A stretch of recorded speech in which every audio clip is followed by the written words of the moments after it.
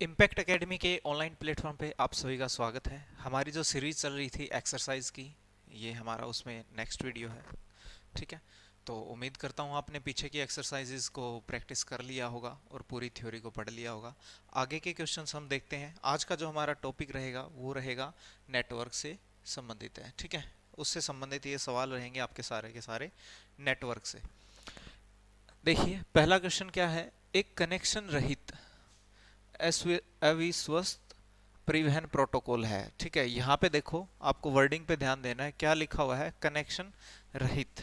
यानी कि देखो अब इस सवाल को आपको कैसे करना है, आपको ध्यान रखना है कि यहाँ पे बात होती है दो चीजों की। एक होता है टीसीपी और एक होता है यूडीपी।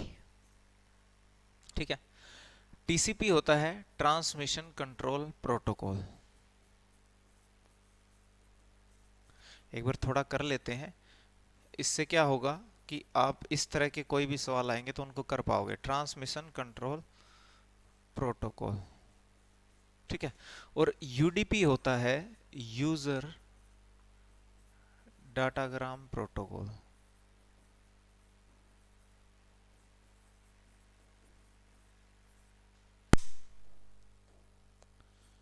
ठीक है, अब इन दोनों में आपको ध्यान रखना है, एक ही लेयर पे होते हैं, ये ट्रांसपोर्ट लेयर पे होते हैं। ठीक है, पर दोनों में डिफरेंस क्या रहता है? ये जो टीसीपी है ये होता है कनेक्शन ओरिएंटेड।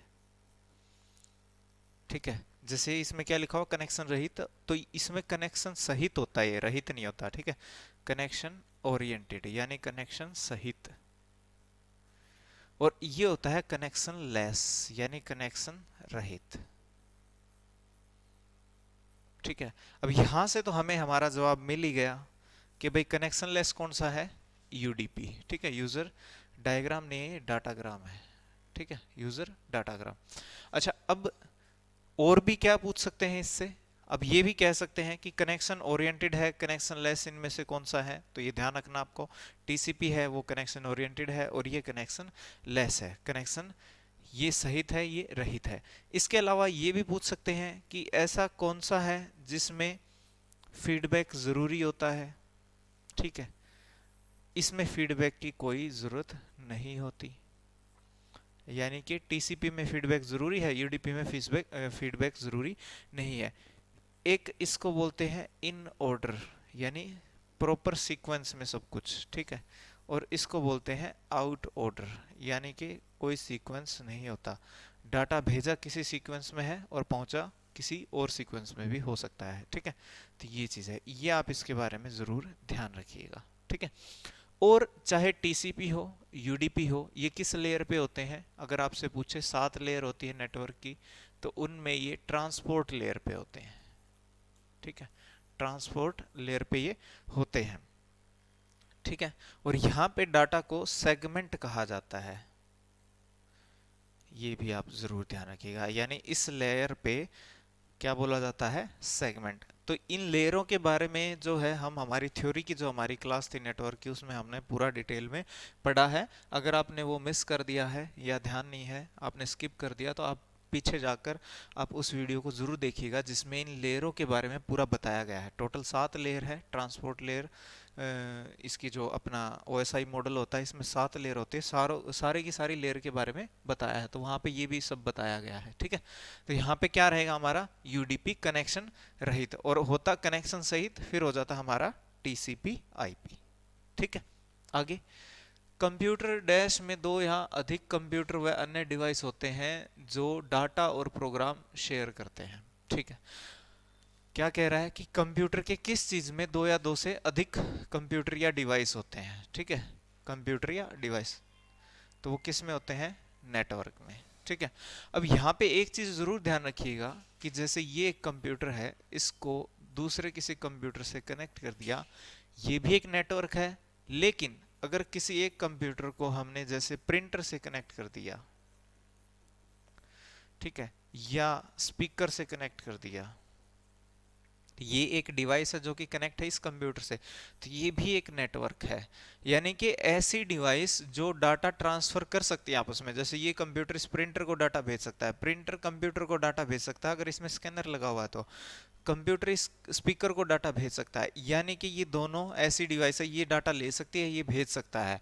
तो जब भी दो या दो से ज़्यादा डिवाइस, ऐसी डिवाइस जो आपस में डाटा शेयर कर सकें, एक दूसरे को डाटा भेज सकें या रिसोर्स शेयर कर सकें, उसको बोलते हैं नेटवर्क। रिसोर्स शेयर कैसे है, जैसे अब ये एक मान लो कंप्यूटर है, इसको इससे जोड़ दे, तो अब ये वाला कंप्यूटर इस प्रिंटर को यूज कर सकता है, ठीक है, और ये वाला कंप्यूटर इस स्पीकर से भी काम ले सकता है, यानी इसमें भी कुछ डाटा भेजना या कुछ कर सकता है इस कंप्यूटर के थ्रू। डायरेक्ट तो नहीं कर पाएगा, इस कंप्यूटर के थ्रू करेगा, तो इसको बोलते हैं नेटवर्क। तो नेटवर्क में दो चीजें शेयर होती हैं, डाटा और रिसोर्स। तो किसी एग्जाम में ये पूछ लिया जाए कि नेटवर्क का उद्देश्य क्या होता है, तो वो डाटा शेयर करना होता है, और जो हमारे रिसोर्स होते हैं जैसे कि प्रिंटर है, स्पीकर है, स्कैनर है, इनको भी शेयर करना होता है, ठीक है, तो ये ध्यान रखना। ओके, और वर्क स्टेशन के बारे में मैंने आपको बताया था, किसी भी नेटवर्क में शामिल डिवाइस हैं उनको वर्क स्टेशन बोल देते हैं। दूसरा, वर्क स्टेशन आपको मैंने बताया था कि कोई एक कंप्यूटर या एक नॉर्मल हमारा micro computer with extended capacity, यानी जिसकी क्षमता को बढ़ा दिया गया है, विद एक्सटेंडेड कैपेसिटी। तो कैपेसिटी को अगर बढ़ा दिया गया है तो उसे भी वर्क स्टेशन बोलते हैं, यानी एक पावरफुल कंप्यूटर होता है, ठीक है, हम ऐसा बोल सकते हैं, विशेष कार्य के लिए बनाए जाते हैं। आगे नेक्स्ट, डाटा ट्रांसफर की रफ्तार किस इकाई में मापी जाती है, यानी किससे मापी जाती है, ठीक है, यूनिट पूछ रहा है डाटा ट्रांसफर की यूनिट। तो डाटा ट्रांसफर हमेशा किस में मापा जाता है, बिट्स पर सेकंड में। डाटा ट्रांसफर किस में मापा जाता है, बिट्स पर सेकंड में। लेकिन अगर आपसे कहे कि जो हमारी स्टोरेज डिवाइस होती हैं, जो हमारी स्टोरेज डिवाइस होती हैं जैसे कि फ्लॉपी, हार्ड डिस्क, इस तरह से स्टोरेज डिवाइस, तो स्टोरेज डिवाइस की जो यूनिट होती है ना वो बाइट्स में होती है, ठीक है, वो किस में होती है, बाइट्स में, ये ध्यान रखिएगा। ट्रांसफर की स्पीड किस में है, बिट्स पर सेकंड में, और डिवाइस की जो स्टोरेज यूनिट है वो हमारी क्या होती है, बाइट्स में, ठीक है, तो ये ध्यान रखिएगा। आगे नेक्स्ट हमारा क्वेश्चन है, डाटा ट्रांसमिशन के अंतर्गत सूचना की प्रत्येक बिट क्रम में भेजी जाती है, यानी एक सीक्वेंस में भेजा जाती है, प्रॉपर सीक्वेंस में, तो वो होता है सीरियल ट्रांसमिशन, ठीक है, सीरियल ट्रांसमिशन। क्या होता है सीरियल, देखो सीरियल में क्या होता है, अगर सीरियल की बात करें दो तरह का ट्रांसमिशन होता है, एक होता है सीरियल, एक होता है पैरेलल। सीरियल क्या है, जैसे मान लो ये हमारी 4 बिट हैं, इनको ट्रांसफर होना है, तो ये एक क्रम में जाएंगी 1 बाय 1, जैसे कि ये 1 आ गया, ठीक है, फिर उसके बाद ये 0 आ गया, फिर उसके बाद ये 0 आ गया, फिर उसके बाद ये 1 आ गया, इस तरह से, यानी एक एक करके। लेकिन पैरेलल में क्या होगा, जैसे 0 1 ये इकट्ठी चली जाएंगी, यहाँ से एक ही समय पे सारी की सारी ट्रांसफर हो जाएंगी। तो पैरेलल जो ट्रांसमिशन होता है वो क्या होता है, फास्ट होता है, क्योंकि इसमें एक से ज्यादा बिट एक साथ चली जाती हैं। अब पेपर में आपसे पूछ ले सीरियल में कितनी बिट एक साथ जाती हैं, 1 बिट, और पैरेलल में कितनी बिट, बाय डिफॉल्ट 8 बिट आप लोगे, ठीक है। इसके अलावा डिपेंड करता है कितने बिट का जो वो है पोर्ट है, ठीक है, अगर इससे ज्यादा बिट का पोर्ट है तो उससे ज्यादा भी जा सकते हैं, लेकिन फिर भी आप ध्यान रखिएगा 8 बिट एक स्टैंडर्ड है, अगर फिर भी बिट्स में पूछ ले तो, ठीक है। तो 1 बिट और 8 bit, serial 1 bit, parallel 8 bit, ठीक है। ये है आपका डाटा ट्रांसमिशन, जिसमें प्रत्येक बिट एक सीक्वेंस में जाती है, क्रम में जाती है। आगे देखते हैं हमारा अगला क्वेश्चन क्या है, उपकरणों के बीच सिग्नल प्रेषण यानी कि सेंड करना है और प्राप्ति यानी कि रिसीव करना है। तो सेंड और रिसीव करने के लिए तय किए गए निर्देश, दिशा निर्देश, ठीक है, वो क्या कहलाते हैं, तो गाइडलाइंस, कम्युनिकेशन प्रोटोकॉल, रेगुलेटर या लीडर। तो देखो उपकरणों यानी कि डिवाइस, कोई भी हमारी डिवाइस है, कोई भी हमारी डिवाइस है जैसे कि कंप्यूटर है, प्रिंटर है, मॉनिटर है, स्कैनर है, जो भी है, इनके बीच में जो डाटा एक्सचेंज होता है वो करने के लिए कुछ नियम बनाए जाते हैं, ठीक है। यानी कुछ क्या बनाए जाते हैं, सेट ऑफ रूल्स, इनको बोलते हैं प्रोटोकॉल। इनको क्या बोलते हैं, प्रोटोकॉल। तो यहाँ पे है कम्युनिकेशन प्रोटोकॉल, यानी कि दो या दो से ज्यादा डिवाइस के बीच में जब भी डाटा ट्रांसफर होता है तो कुछ नियमों के तहत होता है, कुछ नियम बना रखे होते हैं, उन नियमों को बोलते हैं प्रोटोकॉल। सेट ऑफ रूल्स क्या होता है, प्रोटोकॉल। और यहाँ पे क्या बोल रहे हैं, कम्युनिकेशन प्रोटोकॉल, यानी कम्युनिकेशन के उद्देश्य से बनाए गए प्रोटोकॉल या नियम, ठीक है। सेंड और रिसीव, प्रेषण है सेंड और प्राप्ति है रिसीव, सेंड और रिसीव करना, ठीक है। आगे देखते हैं नेक्स्ट क्या है। दो कंप्यूटर के बीच बिट या कैरेक्टर चैनल अथवा लाइन के जरिए ही प्रसारित होते हैं, इसलिए इसे किस किस्म के प्रोटोकॉल की जरूरत पड़ती है, ठीक है।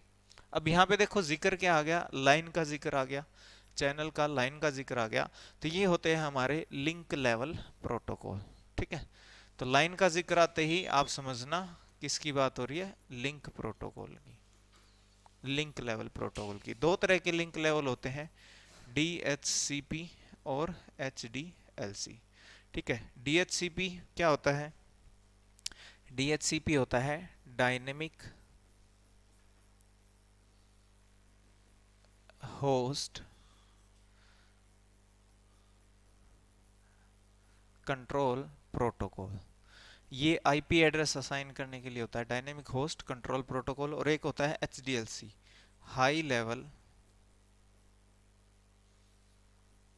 लिंक कंट्रोल प्रोटोकॉल, ठीक है। High level link control protocol. तो फुल फॉर्म जरूर ध्यान रखिएगा, फुल फॉर्म आपके लिए बहुत इंपॉर्टेंट है।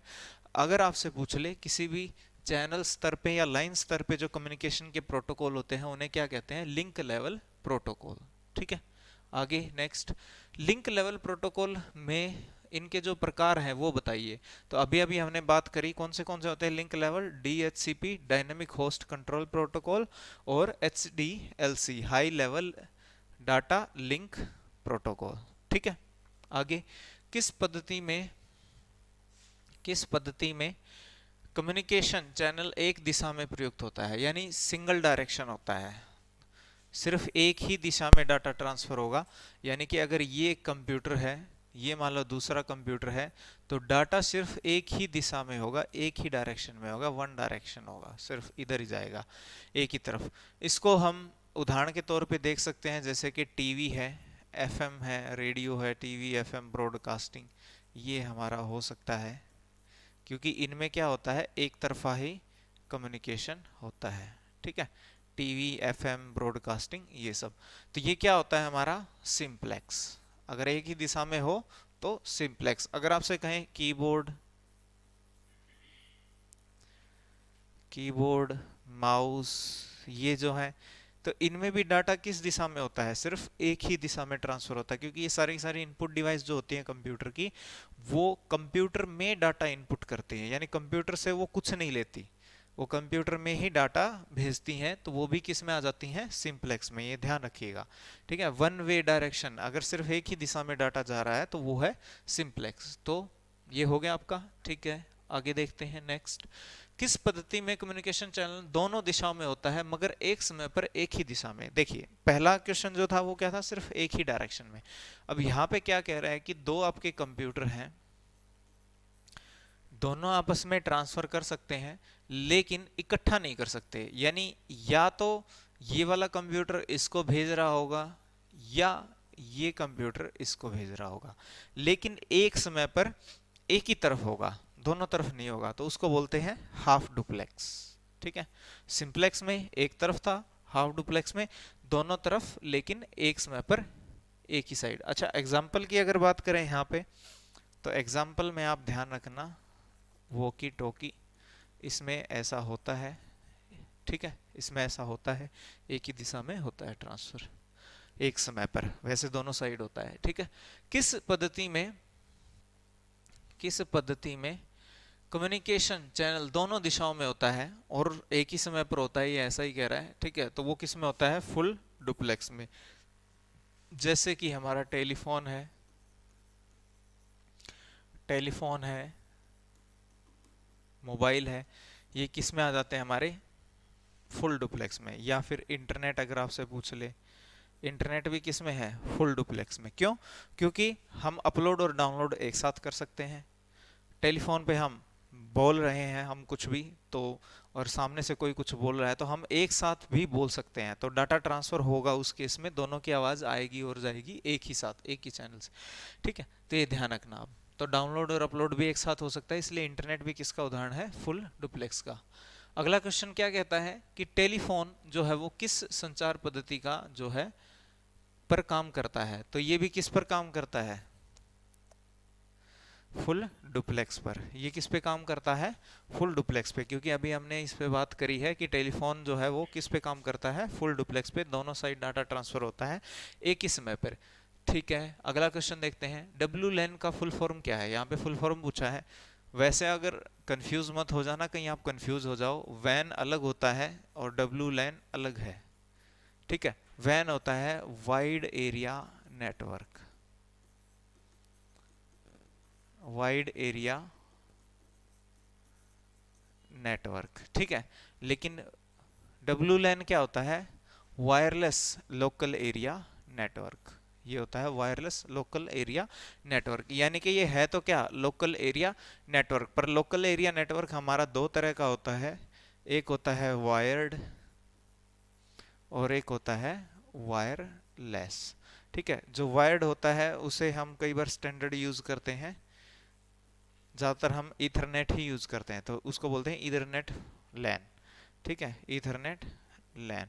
और वायरलेस में हम यूज करते हैं wifi, wireless Fidelity wifi technology हम यूज करते हैं वायरलेस तरीके से कम्युनिकेशन बनाने के लिए। तो वायरलेस तरीके से अगर बना है एक हमारा छोटा नेटवर्क, यानी लगभग 100 से 300 मीटर के बीच में ऐसे आसपास में बना है एक नेटवर्क, तो उसको बोलते हैं डब्ल्यू लैन। आगे नेक्स्ट, लैन का फुल फॉर्म क्या है? तो ये अभी हमने बात करी है जस्ट। तो ये क्या होता है? Local area network. W LAN wireless local area network, और ये क्या हो गया? LAN local area network. दूरी लगभग इसकी कितनी होती है? 100 से लेके 300 मीटर तक हम मानते हैं लगभग इसकी दूरी होती है। कहाँ पे यूज करते हैं इसको? इसको सिंगल साइट नेटवर्क भी बोलते हैं। ठीक है, इसको क्या बोलते हैं? Single site network. किसी भी स्कूल, कॉलेज, ऑफिस, घरों में, ठीक है, इत्यादि जगह पे हम क्या यूज करते हैं? Local area network. आगे नेक्स्ट, संस्थाओं के भीतर आंतरिक संप्रेषण के माध्यम से किया जाता है। किसके माध्यम से किया जाता है? किसी संस्थाओं के भीतर पूछा, यानी कि स्कूल, कॉलेज, इंस्टीट्यूट, अभी बात कर रहे थे ना वही। तो संप्रेषण का मतलब कम्युनिकेशन, इंटरनल कम्युनिकेशन। तो किससे किया जाता है? लोकल एरिया नेटवर्क से। तो अभी बात करी थी हमने, किसी भी स्कूल, कॉलेज, संस्थाओं में, ऑफिसों में, घरों में जो बने छोटे नेटवर्क होते हैं उन्हें बोलते हैं, उनके जो इंटरनल अंदर के जो छोटे नेटवर्क हैं उनको बोलते हैं लैन नेटवर्क। ये जरूरी नहीं है इंटरनेट से जुड़े हों या ना जुड़े हों। ठीक है, कोई ज़रूरी नहीं होता, ये हो सकता है सिर्फ उसी एक रूम में या बिल्डिंग में ही सिर्फ आपस में कनेक्ट हों। ठीक है, आगे नेक्स्ट, इंटरनेट पर बाइनरी और टेक्स्ट फाइलों को स्थानांतरित यानी कि ट्रांसफर करने के लिए किस प्रोटोकॉल की आवश्यकता होती है? ठीक है, तो किस प्रोटोकॉल की आवश्यकता होती है? एफटीपी। एफटीपी देखो, अभी सभी चारों के चारों ऑप्शन देखते हैं, बहुत इंपॉर्टेंट है हमारे लिए। पहला क्या है हमारा? H T T P. ये होता है hyper text transfer protocol, hyper text transfer protocol. और ये किसको ट्रांसफर करने के लिए काम आता है? जो हमारे HTML डॉक्यूमेंट होते हैं। HTML डॉक्यूमेंट यानी कि वेब पेज, HTML डॉक्यूमेंट यानी कि वेब पेज, जो कि किस भाषा में लिखे गए हैं? HTML भाषा में लिखे गए हैं। उन पेजों को ट्रांसफर करने के लिए हम किसका यूज करते हैं? HTTP का। लेकिन जब हमें कोई फाइलें अपलोड या डाउनलोड करनी होती है तो हम किसका यूज करते हैं? FTP, file transfer protocol. ठीक है, फाइल ट्रांसफर प्रोटोकॉल। तो ये ध्यान रखिएगा, यहाँ पे क्या है? File transfer protocol. यूडीपी क्या था? यूडीपी ये आ चुका हमारा, यूजर डाटाग्राम प्रोटोकॉल। ठीक है, यूजर डाटाग्राम प्रोटोकॉल, जो कि कैसा है? कनेक्शन लेस है, कनेक्शन लेस है, ठीक है, इसमें कोई फीडबैक की जरूरत नहीं होती। और फिर है TCP, transmission control protocol, transmission control protocol. इसके अंदर कनेक्शन का होना जरूरी है, यानी कि एक सिरे से दूसरे सिरे तक डाटा प्रॉपरली पहुंच रहा है कि नहीं पहुंच रहा है, वो बार बार चेक किया जाता है किसमें, टीसीपी में। तो इसको बोलते हैं कनेक्शन ओरिएंटेड कम्युनिकेशन। ओके, आगे नेक्स्ट, कोने और किनारों के सेट जो उन्हें जोड़ते हैं उन्हें क्या कहा जाता है, ठीक है। तो यहाँ पे बोल रहा है set of vertices and edges. यहाँ पे क्या बोल रहा है, set of vertices and edges. इसको क्या बोलते हैं, देखो हम मान लेते हैं कि ये हमारा एक वर्टेक्स है, ठीक है, ये हमारा वर्टिस 2 है, ये हमारा वर्टिस 3 है, ये हमारा वर्टिस 4 है, ठीक है। जब इनको जोड़ते क्या है, एज, इनको क्या जोड़ते हैं, जो ये लाइनें इनको जोड़ रही है इसको क्या बोलते हैं हम, एज, ठीक है। अब ये set of vertices and edges क्या कहलाता है, ग्राफ, ठीक है, क्या कहलाता है, ग्राफ। ट्री की बात करें तो ट्री में क्या होता है, अच्छा ये ट्री में क्या होता है, इसमें तो क्या है कि कहीं भी हम कनेक्ट कर सकते हैं आपस में, लेकिन ट्री में हम कैसे करते हैं कनेक्ट, कि पहले यहाँ पे एक हमारा ये वर्टिस है जो भी है हमारा, इसको हम बोलते हैं नोड, ठीक है, ये पहली नोड है, इसके अंडर में ही हम किसी दूसरी नोड को कनेक्ट करते हैं, यानी इसके ऊपर नहीं करेंगे, फिर इसके आगे अंडर में और नोड कनेक्ट करते चले जाएंगे, तो इसको बोलते हैं ट्री वाला सिस्टम, ठीक है। बट ये क्या है, नोड तो है लेकिन वो किसकी फॉर्म में है, वर्टिसेस की फॉर्म में है, जिनको आपस में कहीं से भी इन एजेस के द्वारा कनेक्ट किया जा सकता है। और एक से ज्यादा कनेक्शन भी है, यहाँ हो सकता है इसको इससे फिर से एक और एज मिल जाए, इसको यहाँ इसको फिर से एक और एज दी जा सकती है, ठीक है, इस तरह से। और यहाँ से हो सकता है ये ऐसे भी एज दे दी जाए, तो ये चीज है, ये होता है आपका ग्राफ। और ये गवर्नमेंट एग्जाम में ही पूछा गया एक क्वेश्चन है, तो ध्यान रखिएगा, बहुत इंपॉर्टेंट क्वेश्चन है। ग्राफ और ट्री में आप अंतर ये ध्यान रखिएगा, क्या क्या अंतर होता है, ठीक है। नोट्स जिनमें कोई चिल्ड्रन नहीं होता, ये बात किसकी हो रही है, ट्री की। जैसे ये एक हम उदाहरण के लिए ले लेते हैं, ये एक ट्री है मान लो, ठीक है। अब इस ट्री में जो ये पहली नोड होती है इसको बोलते हैं रूट नोड, ठीक है, और जो लास्ट नोड होती है उनको बोलते हैं लीफ नोड। और जो लास्ट वाली ये लाइन है, यानी कि जिनके आगे चिल्ड्रन नहीं है, उनको क्या बोल देते हैं, एक्सटर्नल नोड भी बोल देते हैं, उनको हम क्या बोल देते हैं, एक्सटर्नल नोड्स भी बोल देते हैं। और जो ऊपर वाली है उनको हम क्या बोल देते हैं, इंटरनल भी बोल देते हैं। इसके अलावा यहाँ पे देखो वर्डिंग यूज हुई है पेरेंट और चाइल्ड। पेरेंट चाइल्ड किसके लिए यूज करते हैं, जैसे ये दो नोड है, इनके लिए कैसी नोड है, पेरेंट नोड है, पर इसके लिए ये कौन सी नोड है, ये पेरेंट है, पर ये खुद क्या है, इनके लिए तो ये पेरेंट है पर इसके लिए ये क्या है, चाइल्ड है। तो ये ध्यान रखना, जो ऊपर वाली नोड होती है वो होती है पेरेंट, और जो नीचे वाली नोड होती है वो होती है चाइल्ड नोड। नोड का मतलब यहाँ पे कंप्यूटर ही है, ठीक है, ये एक डिवाइस है, ये दूसरी डिवाइस है, ये तीसरी डिवाइस है, ये चौथी डिवाइस है, ये पांचवी, ये छठी, इस तरह से, ठीक है। आप इसको कंप्यूटर या कोई डिवाइस के रूप में भी इसको देख सकते हो। अगर डाटा स्टोर करते हैं तो एक स्टोरेज एलिमेंट की तरफ भी आप देख सकते हो कि भी ये डाटा स्ट्रक्चर की तरह आप इसको देख सकते हो, ठीक है। तो यहाँ पे ये डाटा है, ये इन दोनों से कनेक्ट है, फिर ये डाटा जो है आगे इन दो से कनेक्ट है, इस तरह से ये होता है ट्री सिस्टम। अब इस ट्री सिस्टम में कहा है कि ऐसे नोड जिनमें कोई चिल्ड्रन नहीं है, तो लास्ट वाले हैं, इनके आगे कोई चिल्ड्रन नहीं होते, तो इनको क्या बोलते हैं, लीफ नोड, इनको क्या बोलते हैं, लीफ नोड, ठीक है। ये ध्यान रखिएगा, गवर्नमेंट एग्जाम का ही ये क्वेश्चन है। आगे नेक्स्ट, ऑप्टिकल फाइबर किस पर आधारित होता है। देखिए, जो हमने ट्रांसमिशन मीडियम पढ़े हैं हमारे, हमने क्या पढ़े, ट्रांसमिशन मीडियम, जिनकी सहायता से डाटा ट्रांसमिट किया जाता है, जिसमें हमारा टेलीफोन लाइन था, कोएक्सियल केबल था, फाइबर केबल है, सैटेलाइट्स है, ये सब है, ठीक है। तो उनमें से ये बात किसकी हो रही है यहाँ पे, ऑप्टिकल फाइबर की। इसको फाइबर ऑप्टिक्स भी बोल देते हैं, ऑप्टिकल फाइबर भी बोल देते हैं, ठीक है, ऑप्टिकल फाइबर। अब इस ऑप्टिकल फाइबर की विशेषता क्या होती है, देखो ये ऐसी केबल है जिसके अंदर क्या लगा होता है, यहाँ पे एक ग्लास मीडियम होता है, ठीक है, ग्लास मीडियम होगा। और जैसे यहाँ पे हमारा जो डाटा है उसको लाइट की फॉर्म में चेंज किया जाएगा। यानी यहाँ पे हम एक ऐसी डिवाइस लगाएंगे जिसके पास डाटा हमारा आएगा और वो किस फॉर्म में चेंज हो जाएगा, लाइट। और फिर वो लेजर बीम यहाँ छोड़ी जाती है लेजर की फॉर्म में, और वो ऐसे लेजर टकराती हुई यहाँ से निकल जाती है ऐसे।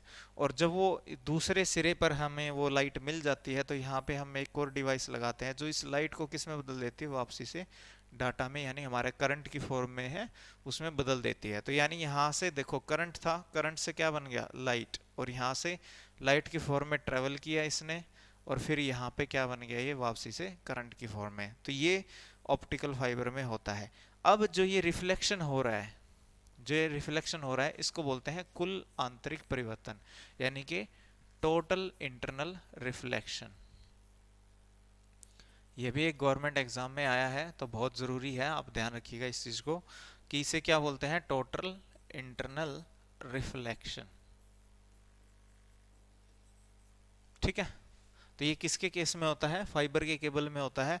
और वैसे देखा जाए तो बाकी जितने कम्युनिकेशन के हमारे साधन है उनमें जो फाइबर ऑप्टिक्स है वो सबसे फास्ट जो है कम्युनिकेशन का जरिया है। ठीक है, ध्यान रखिएगा। ये सबनेट का परिचालक कौन है, कौन सा लेयर करता है, ठीक है, तो ये करता है नेटवर्क लेयर, ये करता है नेटवर्क लेयर। अब नेटवर्क लेयर की बात करें, ठीक है, नेटवर्क लेयर, तो इसमें चाहे सबनेट हो चाहे सुपरनेट हो, ये इसी के काम है। चाहे सबनेट हो सुपरनेट हो, ये इसी के काम है। और जो हमारे पैकेट होते हैं यानी आईपी पैकेट, वो भी इसी लेयर का काम है, पैकेट्स को एक जगह से दूसरी जगह पे लेके जाना, इंटरनेट प्रोटोकॉल एड्रेस वाले पैकेट्स को। ठीक है, अब सबनेट और सुपरनेट है क्या, यहाँ तो हमारा आंसर मिल गया हमें, नेटवर्क लेयर पे होता है। पर ये सबनेट क्या होता है और सुपरनेट क्या होता है, देखो ये मान लो हमारा एक नेटवर्क है, ठीक है, हम मान लेते हैं ये हमारा क्या है, एक नेटवर्क है। अब इस नेटवर्क को छोटे टुकड़ों में बांटना, जैसे इसको अलग कर दिया, इसको अलग कर दिया, ठीक है, इनको अलग कर दिया इस तरह से, तो इनको छोटे टुकड़ों में बांटना क्या कहलाता है, सबनेट। ठीक है, सबनेट, ये छोटे छोटे क्या हो गए, सबनेट। और अब अगर मान लो ये एक छोटा नेटवर्क अलग है, ये एक दूसरा नेटवर्क है, अब इन दोनों को जोड़ दें तो ये क्या बन जाएगा, एक बड़ा नेटवर्क, तो उसको बोलते हैं सुपरनेट। ठीक है, सुपर नेटवर्क और सब नेटवर्क, सुपर नेटवर्क और सब नेटवर्क कौन सी लेयर मदद करती है बनाने में, नेटवर्क लेयर। ठीक है, अब लिंक लेवल अगर बात करें तो कौन सी होती है, डाटा लिंक लेयर। जो ट्रांसमिशन हमारे मीडियम होते हैं जिनसे डाटा ट्रांसफर होता है वो किस में आते हैं, फिजिकल लेयर में। और ट्रांसपोर्ट लेयर में हमारा क्या था, टीसीपी और यूडीपी। इसको बोलते हैं कि एक सिरे से दूसरे सिरे तक, यानी one end to end delivery जो है वो कौन जिम्मेदार होता है, रिस्पॉन्सिबल होता है इसके लिए, ट्रांसपोर्ट लेयर। और टीसीपी यूडीपी कहाँ पे होते हैं, हमारे ट्रांसपोर्ट लेयर पे। हाँ, और एक चीज और ध्यान रखना, जो डाटा होता है वो यहाँ पे होता है सेगमेंट, जो डाटा होता है यहाँ पे होता है सेगमेंट, यहाँ पे होता है पैकेट। ठीक है, और यहाँ पे होता है बिट, यहाँ पे होता है क्या, रो बिट्स बोल सकते हैं, कई सारी बिट होती है। और डाटा लिंक लेयर पे क्या होता है, फ्रेम। ये बहुत इंपॉर्टेंट है, आप ध्यान रखिएगा। ठीक है, आगे बढ़ते हैं, नेक्स्ट। दूसरे अंत तक कमांड पास हो रहा है, यह निश्चित करने के लिए कौन सा प्रोटोकॉल उत्तरदायी होता है। यानी कि यहाँ पे देखा जा रहा है कि एक सिरे से दूसरे सिरे तक डाटा प्रॉपरली पहुंच रहा है कि नहीं पहुंच रहा है, तो ये जिम्मेदारी कौन लेता है, टीसीपी, क्योंकि ये कैसा है, कनेक्शन ओरिएंटेड है। हम बात कर चुके हैं इस चीज की, ये क्या है, कनेक्शन ओरिएंटेड है। अब यूडीपी में कोई सुनिश्चित नहीं होता कि डाटा पहुंच रहा है कि नहीं पहुंच रहा है, क्योंकि ये कनेक्शन ओरिएंटेड नहीं है। ठीक है, आगे, मेन फ्रेम या सुपर कंप्यूटर में एक्सेस के लिए यूजर किसका उपयोग करते हैं। ठीक है भाई, आपको मान के चलो कि ये हमारा एक कंप्यूटर है, ठीक है, ये हम है, और यहाँ पे एक हमारा सर्वर रखा है ये। ठीक है, ये एक हमारा मेन सर्वर रखा हुआ है, मेन फ्रेम है या सुपर कंप्यूटर है। अब हमें इस कंप्यूटर से कोई काम लेना है तो हम किसकी सहायता से ले सकते हैं, इसका काम हम ले सकते हैं टर्मिनल की सहायता से। यानी हमें क्या मिलेगा, एक टर्मिनल मिलेगा जिसपे हम क्या करते हैं, कमांड्स कमांड्स टाइप करके हम इस जो कंप्यूटर है हमारा, उसके ऊपर जो हमें जगह मिली है, एरिया मिला है जिस पे हम काम कर सकते हैं, इससे काम ले सकते हैं, तो उस जगह को एक्सेस हम कर सकते हैं टर्मिनल से। और टर्मिनल पे हम कमांड्स लिखते हैं और उन कमांड के थ्रू हम इस सर्वर से बात करते हैं, यानी इससे काम लेते हैं। ठीक है, तो ये ध्यान रखिएगा, कभी भी सर्वर का या सुपर कंप्यूटर का, मेन फ्रेम का, इन सबको एक्सेस करते हैं हम किसकी सहायता से? टर्मिनल की सहायता से। ठीक है, आगे नेक्स्ट, पर्सनल कंप्यूटर डैश बनाने के लिए कनेक्ट किए जा सकते हैं। भाई पर्सनल कंप्यूटर एक दूसरे से कनेक्ट किए जा सकते हैं, क्या बनाने के लिए? एक सर्वर नेटवर्क बनाने के लिए। ठीक है, क्या बनाने के लिए? नेटवर्क बनाने के लिए एक दूसरे से कनेक्ट किए जा सकते हैं। ठीक है, ताकि वो एक दूसरे को डाटा भेज पाएं और रिसोर्स भी शेयर कर पाएं। टिपिकल नेटवर्क में सबसे महत्वपूर्ण या शक्तिशाली कंप्यूटर कौन सा होता है? ये कह रहा है कि अगर कोई नेटवर्क बना हुआ है, दो या दो से ज्यादा कंप्यूटर आपस में जुड़े हुए हैं, और उनमें से कोई एक कंप्यूटर ज्यादा शक्तिशाली है, यानी एक के पास परमिशंस ज्यादा है, पावर ज्यादा है, तो उसको बोलते हैं नेटवर्क। सबसे महत्वपूर्ण क्या होता है? Network server. वो क्या होता है? Network server. ठीक है, सबसे मेन पावरफुल शक्तिशाली होता है नेटवर्क सर्वर।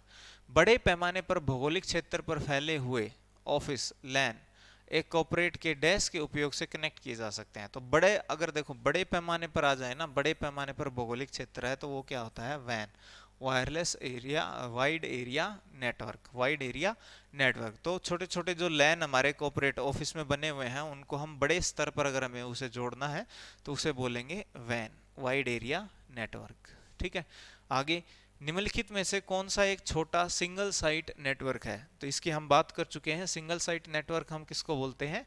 लैन को। ठीक है, लोकल एरिया नेटवर्क को। रैम क्या होता है? रैंडम एक्सेस मेमोरी, ये तो स्टोरेज यूनिट है। डीएसएल क्या होता है? डिजिटल सब्सक्राइबर लाइन, ये होता है डिजिटल सब्सक्राइबर लाइन। यानी हम जो इंटरनेट कनेक्शन वगैरह लेते हैं तो स्पेशल केबल हमारे घर तक बिछाई जाती है, उसे डीएसएल केबल बोलते हैं। ठीक है, डिजिटल सब्सक्राइबर लाइन। यूएसबी क्या होता है? यूनिवर्सल सीरियल बस। ये एक पोर्ट होता है जो मल्टीपल डिवाइस को आपस में कनेक्ट करता है। ठीक है, मल्टीपल डिवाइस को आपस में कनेक्ट करता है। और फादर ऑफ यूएसबी किसे कहते हैं? अजय भाट को। अजय वी भाट को बोलते हैं फादर ऑफ यूएसबी, क्योंकि इन्होंने यूएसबी को बनाया था। विश्व का प्रथम जो है नेटवर्क किसे माना जाता है? यानी दुनिया का जो पहला नेटवर्क है वो हम किसे मानते हैं? वो मानते हैं अर्पानेट को। ठीक है, और ये जो अर्पानेट है ये कब बना था? 1969 में बना था। और ये किसने बनाया था? यूएस आर्मी की एक एजेंसी ने बनाया था, यूएस आर्मी। ठीक है, उसका एक ये हिस्सा था अर्पानेट। और यही अर्पानेट है जिसके अंदर बहुत सारी खोज हुई है, यानी कि पहला वायरस जो है क्रीपर, उसकी खोज भी यहीं पर हुई, ईमेल की खोज भी यहीं पर हुई, इंटरनेट का जन्म भी यहीं पर हुआ है, और इंटरनेट का जन्म भी यहीं पर हुआ है। इंटरनेट को बोलते हैं टीसीपी और आईपी का जन्म। ठीक है, वो भी अर्पानेट में ही हुआ है। और नेटवर्क की शुरुआत भी कहाँ हुई है? अर्पानेट में ही हुई है। ठीक है, तो अर्पानेट बहुत विशेष है, आपको ध्यान रखना है। आगे नेक्स्ट, प्रथम नेटवर्क जिससे इंटरनेट की नींव पड़ी। तो इंटरनेट की नींव किससे पड़ी थी? अर्पानेट से, क्योंकि पहले क्या आया हमारा? Computer network. देखिए, पहले क्या आया हमारा? Computer network. और ये कब आया था? 1969 में। फिर आया हमारा इंटरनेट। इंटरनेट कब आया? 1983 में, जिसे हमने क्या बोला? TCP IP. ठीक है, इसकी खोज किसने की थी? विंड सर्फ ने, इसीलिए उनको बोलते हैं फादर ऑफ इंटरनेट। फिर वर्ल्ड वाइड वेब और इंटरनेट ब्राउजर और HTML, ये सारी हमारी कब आई? 1989 से लेके 1991 के आसपास ये सारी चीजें आई। ठीक है, तो ये तारीखें आप ध्यान रखिएगा, सारी की सारी बहुत इंपॉर्टेंट है। ठीक है, तो इंटरनेट की शुरुआत से रिलेटेड है। आगे नेक्स्ट, एक डैश सेंट्रल कंप्यूटर। डैश एक सेंट्रल कंप्यूटर है जो बहुत से पीसी, वर्कस्टेशन, अन्य कंप्यूटरों के लिए डाटा व प्रोग्राम को होल्ड करता है। तो क्या होता है? सर्वर हमारा क्या होता है? एक सेंट्रल कंप्यूटर भी इसको हम बोलते देते हैं, मेन कंप्यूटर। ठीक है, एक डैश नियमों का सेट है, तो नियमों का सेट क्या होता है? प्रोटोकॉल। ठीक है, नियमों का सेट क्या होता है? प्रोटोकॉल। और डोमेन क्या होता है? किसी भी वेबसाइट का नाम, किसी भी वेबसाइट का एक जो उसको नाम दिया जाता है उसे क्या बोलते हैं? डोमेन। ठीक है। रिसोर्स लोकेटर एक होता है URL, यूनिफॉर्म रिसोर्स लोकेटर। ये क्या होता है? इस वेबसाइट का लिंक। ये क्या होता है? इसका लिंक। तो ये ध्यान रखना, किसी भी इंटरनेट पर रखे डॉक्यूमेंट का लिंक क्या कहलाता है? URL, uniform resource locator. ठीक है। और किसी भी वेबसाइट का नाम क्या कहलाता है? Domain name. जैसे कि गूगल है, google.com है, microsoft.com है, इस तरह से वो उस वेबसाइट के क्या होते हैं? नाम होते हैं। ठीक है। और प्रोटोकॉल होता है सेट ऑफ रूल्स। जब एक डिवाइस दूसरे डिवाइस को डाटा भेजेगी तो उनके बीच में जो नियमों का सेट होता है वो होता है प्रोटोकॉल। ठीक है। आगे टर्मिनल क्या होता है? अभी हमने बात करी थी ना, टर्मिनल क्या होता है? जब हमें किसी सर्वर से, मेन फ्रेम से या सुपर कंप्यूटर से कुछ काम लेना है तो हम किसकी सहायता से लेते हैं? टर्मिनल की सहायता से लेते हैं। तो टर्मिनल क्या है यहाँ पे? वह बिंदु जिस स्थान पर डाटा कंप्यूटर में प्रवेश करता है या निकलता है। यानी टर्मिनल क्या था उस सुपर कंप्यूटर या मेन फ्रेम के लिए? एक ऐसा पॉइंट जहां से उस कंप्यूटर में डाटा एंटर किया जा सकता है या उससे डाटा निकाला जा सकता है। ठीक है। आगे नेक्स्ट, उस नेटवर्क टोपोलॉजी को क्या बोलेंगे जिसमें प्रत्येक संभावित नोड में द्विदिशीय कड़ियां होती है, यानी दोनों तरफ से जुड़ा हुआ होता है। देखिए ये बात हो रही है किसकी? मैश की। यहाँ पे किसकी बात हो रही है? मैश की। लेकिन बाकी ऑप्शंस पे अगर देखें कि जैसे रिंग होता है, रिंग में क्या होता है? Circular arrangement. जैसे ये एक डिवाइस है, ये दूसरी डिवाइस से जुड़ा हुआ है, ये तीसरी डिवाइस से है, और ये फिर लास्ट में यहाँ पे कनेक्ट कर दिया इस तरह से। ठीक है। तो सर्कुलर अगर अरेंजमेंट है तो वो होता है रिंग, और इसमें वही कंप्यूटर डाटा भेज सकता है जिसके पास क्या होता है? टोकन। ठीक है, जिसके पास क्या होता है? टोकन। दूसरा हमारा है स्टार। स्टार में क्या होता है? ऐसे सर्कुलर की बजाय क्या कर देते हैं कि बीच में एक डिवाइस रख देते हैं। वो हब हो सकता है, वो स्विच भी हो सकता है, यानी सेंटर में क्या रख देते हैं? एक डिवाइस, और इन सभी कंप्यूटर को उस डिवाइस से जोड़ा जाता है। ठीक है। उसके बाद फिर आता है ट्री। ट्री में क्या होता है? हम रूल बना लेते हैं कि ये जैसे ये कंप्यूटर है तो दूसरा यहाँ पे कनेक्ट करेंगे, तीसरा यहाँ पे कनेक्ट करेंगे, चौथा यहाँ पे, पांचवा यहाँ पे, छठा यहाँ पे, सातवां यहाँ पे, आठवां जैसे यहाँ पे कर दिया, नौवां यहाँ पे कर दिया। यानी हम अब ऊपर वाले से कुछ कनेक्ट नहीं करेंगे, अब इससे आगे ज्यादा इधर कुछ और कनेक्ट नहीं करेंगे, बस आगे चलते चले जाएंगे। तो ये ट्री की फॉर्म में बढ़ता रहता है। ठीक है। तो इसको बोलते हैं हायरार्किकल ऑर्डर। अगर दिया हो पेपर में कि सेंट्रल, ये सर्कुलर अरेंजमेंट क्या कहलाता है? रिंग।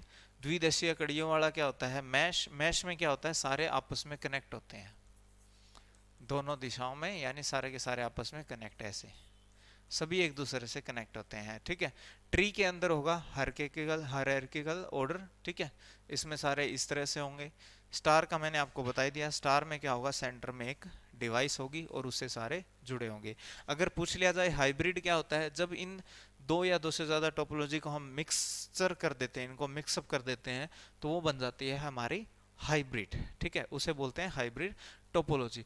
और ये टोपोलॉजी है क्या? वैसे टोपोलॉजी होता है अरेंजमेंट। भी दो या दो से ज्यादा कंप्यूटर को हम कैसे अरेंज करके रखेंगे, कौन किसको डाटा भेजेगा, कौन किसके से कनेक्ट होगा, इस तरह से उनके जो अरेंजमेंट होता है उसको बोलते हैं टोपोलॉजी। ठीक है।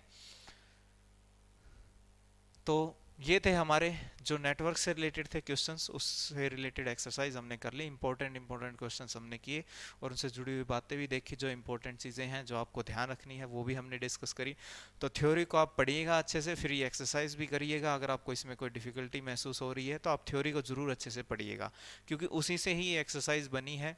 तो अगर आपने थ्योरी को बहुत अच्छे से पढ़ा है तो आप ये एक्सरसाइज भी आराम से कर लोगे। और इसमें बहुत सारे क्वेश्चंस मैंने आपको पहले ही बताया था कि जो पिछली एक्सरसाइज थी और ये एक्सरसाइज है, सभी में गवर्नमेंट एग्जाम्स में पूछे गए क्वेश्चंस भी शामिल हैं।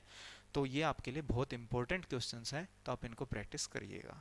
चलिए ठीक है, इस वीडियो में इतना ही। मिलते हैं नेक्स्ट वीडियो में अगली एक्सरसाइज के साथ। तब तक के लिए धन्यवाद।